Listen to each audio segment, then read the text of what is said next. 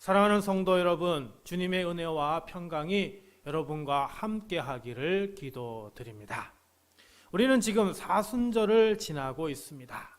사순절은 단순한 절기가 아니라 우리의 신앙을 깊이 돌아보는 시간이지요. 주님의 고난과 희생을 묵상하며 우리 삶의 중심이 누구인지 다시 확인하는 기간입니다. 사순절도 벌써 열흘이 지났는데요. 주님의 십자가를 묵상하고 기도하며 주님과 더 가까워지는 시간을 가졌으리라 믿습니다. 혹시 지난 한 주간 우리의 마음이 흔들렸거나 바쁜 일상에서 주님을 바라보지 못했다면 오늘 예배를 통해 다시 주님 앞으로 나아가시길 바랍니다.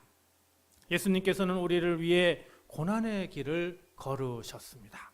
아무 죄도 없으신 그분이 죄인인 우리를 위해 십자가를 지셨습니다.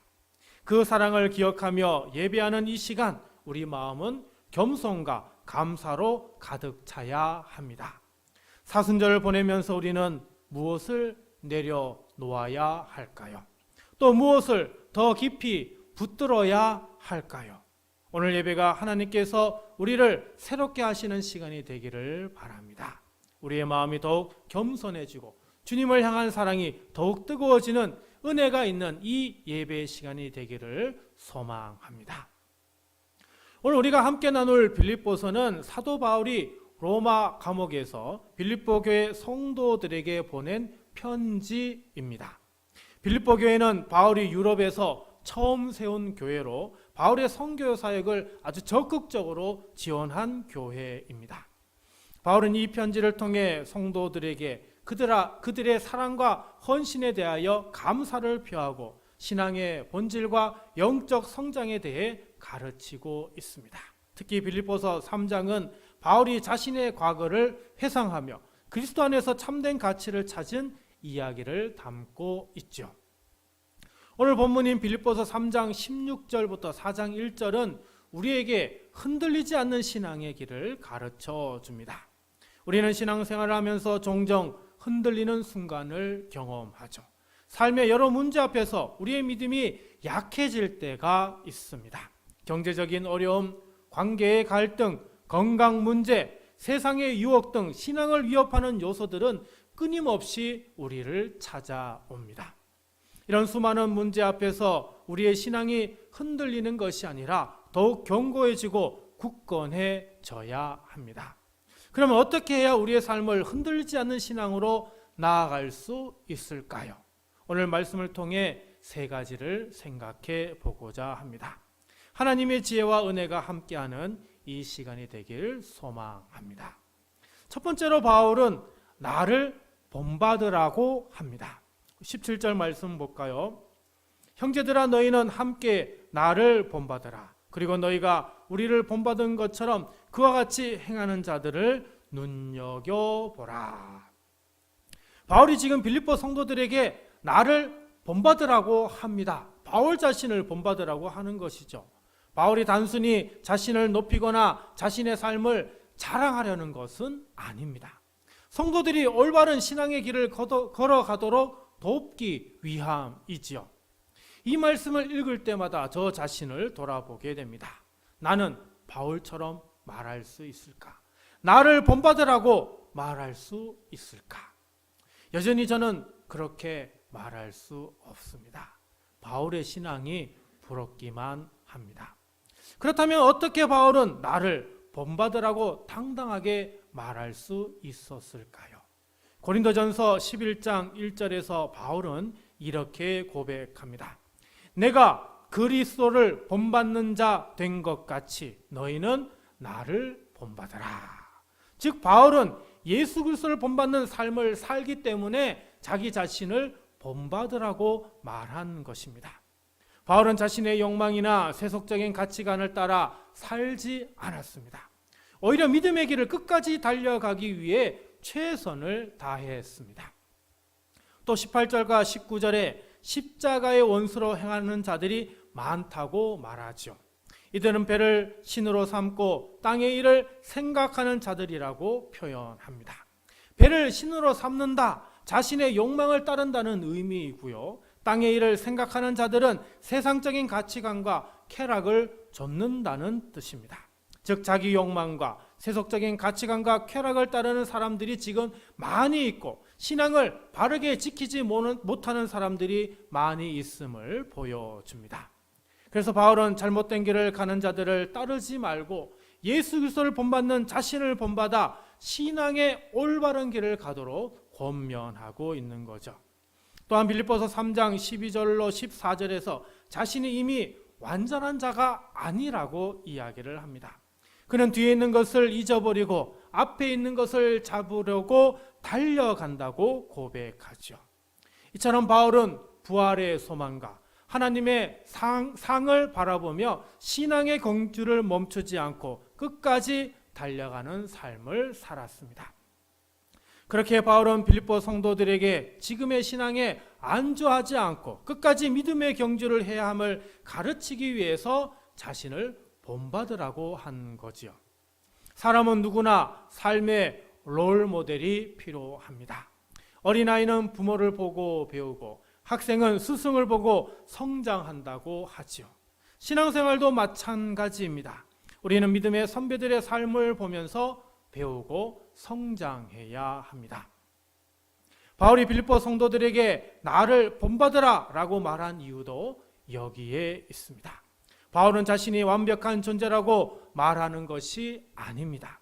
그는 이미 자신이 완전한 자가 아니라고 고백했지요.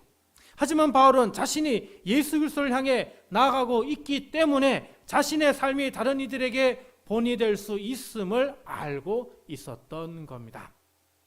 성경에는 신앙의 롤 모델이 되는 인물들이 많이 있습니다.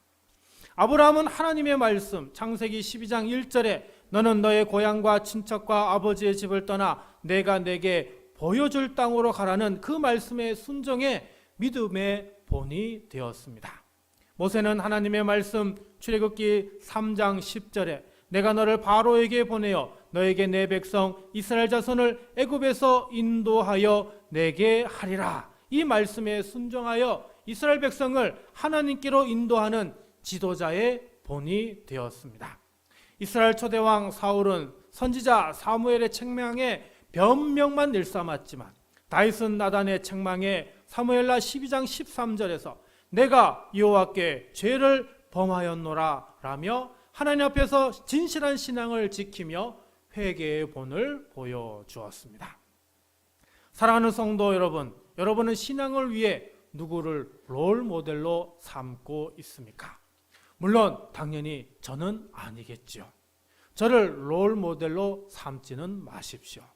성경에 있는 위대한 신앙인을 롤 모델로 삼으시고 그들의 삶을 본받으시기를 바랍니다. 하지만 성경의 위대한 인물 중 우리는 예수님을 본받는 자가 되어야 합니다. 하나님의 아들로 이 땅에 인간의 몸으로 오셨고 하나님의 말씀을 가르치시고 천국 복음을 전파하시고 세상의 모든 약한 것을 고치신 예수님을 우리가 본받아야 하지 않겠습니까? 죄 없으심에도 우리의 죄를 용서하시기 위해 십자가에 달려 죽으시고 사흘 만에 다시 살아나시어 우리에게 영원한 생명을 주신 예수 그리스도를 본받는 것이 최우선이 아니겠습니까?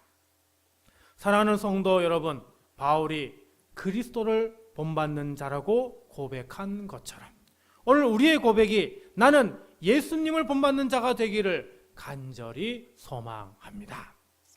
두 번째로 바울은 주를 기다리라고 합니다. 20절입니다. 그러나 우리의 시민권은 하늘에 있는지라 거기로부터 구원하는 자 곧 주 예수 그리스도를 기다리노니. 바울은 빌립보 성도들에게 주 예수 그리스도를 기다린다고 합니다. 예수님을 기다린다는 것 몇 가지 이유에서 중요하죠. 먼저 바울은 20절에서 우리의 시민권은 하늘에 있음을 말합니다. 당시 빌립보는 로마의 식민지 상태였습니다. 많은 빌립보 사람들이 로마 식민지 상태에 있었음에도 불구하고 그들 중에 로마 시민권을 가지고 있는 사람들은 그 시민권을 가진 것에 대하여 아주 자랑스럽게 여겼습니다.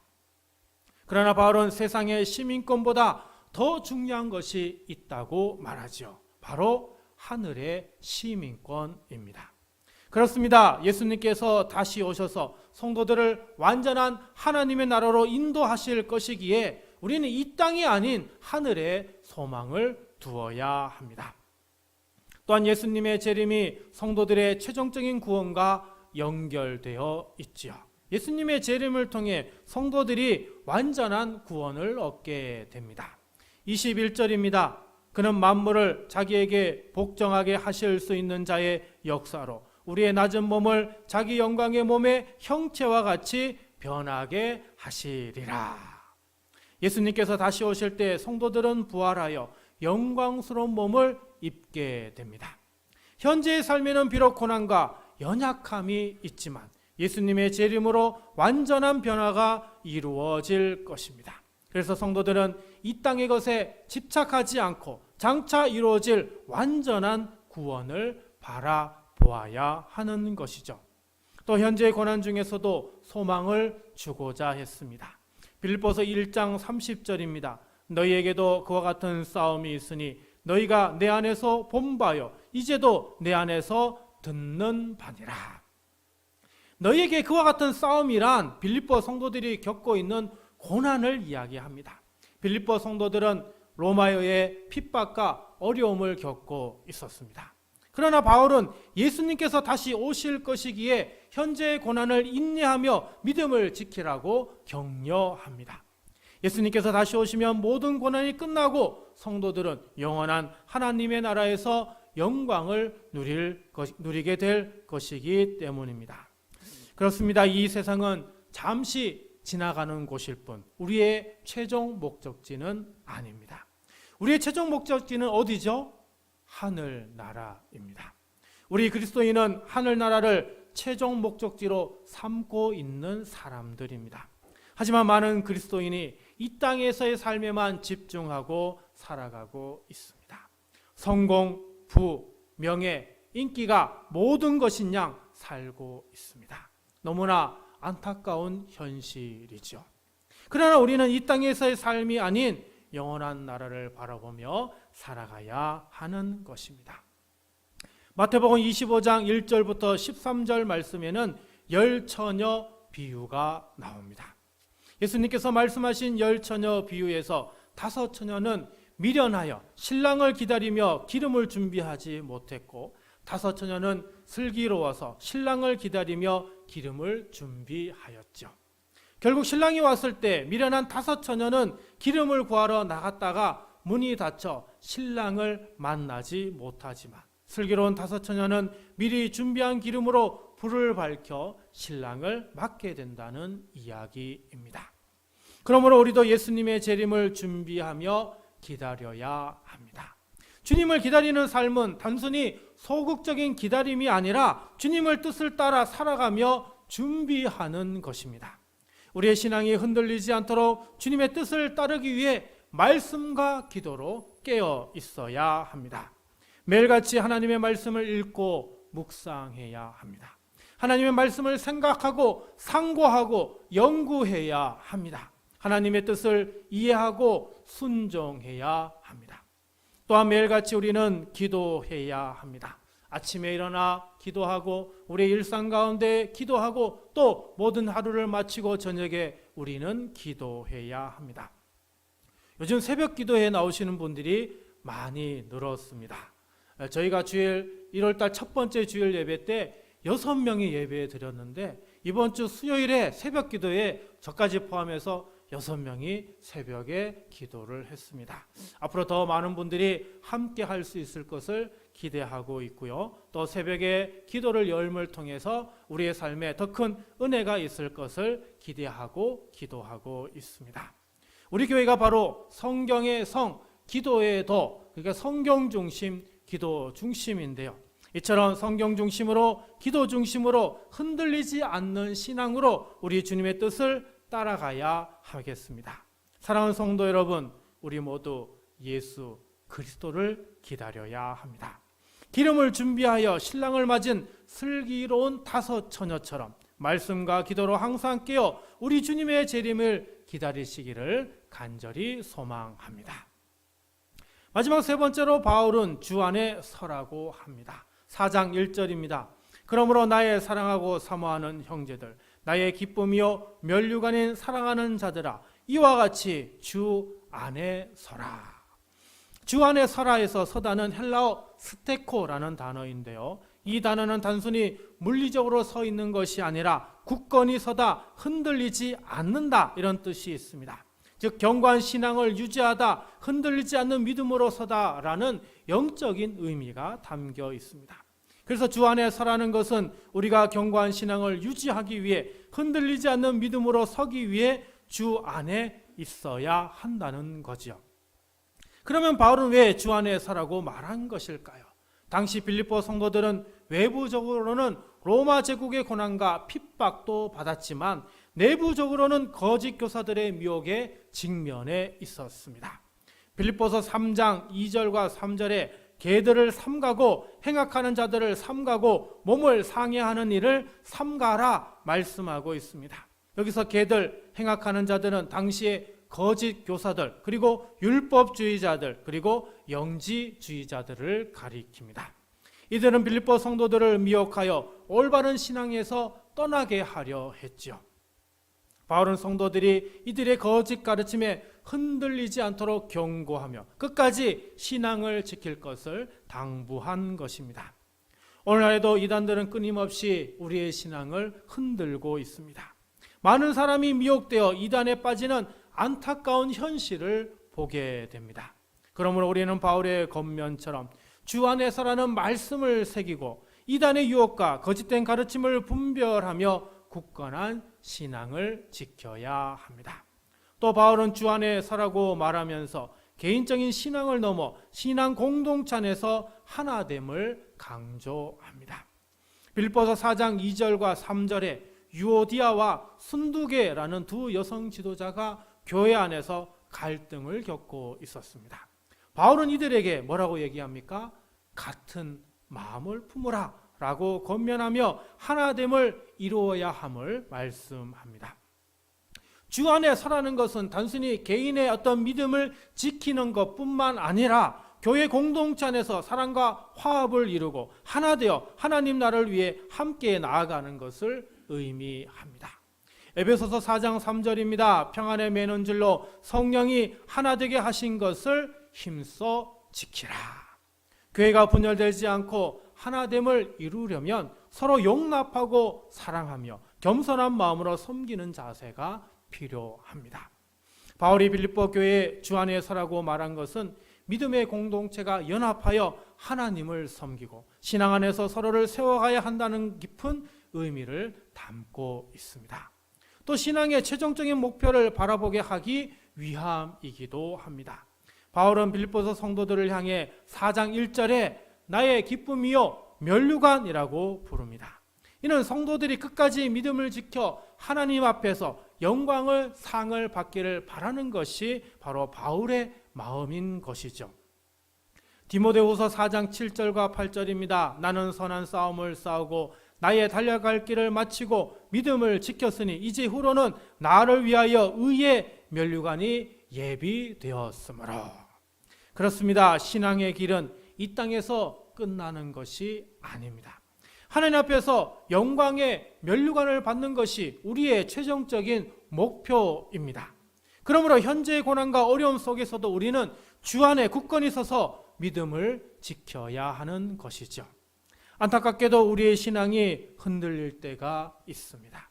세상의 유혹과 삶의 어려움, 불확실한 미래가 우리를 낙심하게 만듭니다. 하지만 우리는 바울의 말처럼 주 안에 서라는 그 말씀을 기억해야 합니다. 그래서 어떤 고난에도 믿음을 굳건히 지켜야 합니다. 창세기에 나오는 야곱의 아들 요셉은 어린 시절 형들에게 팔려 애굽의 노예가 되었습니다. 애굽에서도 억울하게 누명을 쓰고 결국 감옥에 갇히는 시련을 겪게 되죠. 그러나 여기에서 요셉은 하나님을 향한 그 믿음을 끝까지 저버리지 않습니다.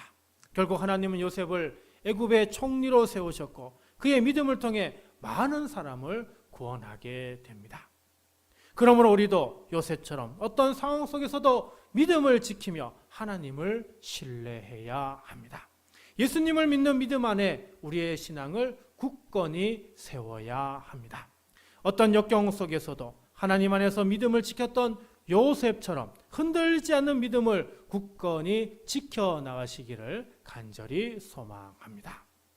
말씀을 정리합니다. 우리는 그리스도를 본받아야 합니다. 또한 주님의 다시 오심을 기다리며 준비해야 합니다. 그리고 믿음 안에서 굳게 서서 흔들리지 않는 신앙을 가져야 합니다.